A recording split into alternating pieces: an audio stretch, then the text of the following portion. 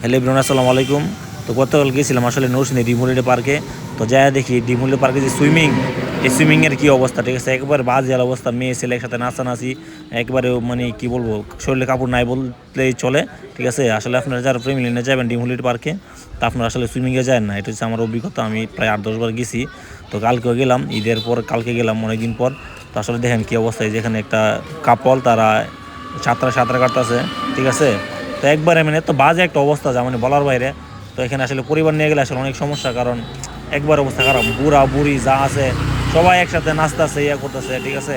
এই যে মানুষের শরীরে কাপড় নাই, মেয়েদের শরীরে বিশেষ করে দেখেন কি এক অবস্থা, ঠিক আছে। এত বাজে অবস্থা যা মানে অনেক বলার বাইরে। আসলে দেখে আমার অনেক খারাপ লাগছে।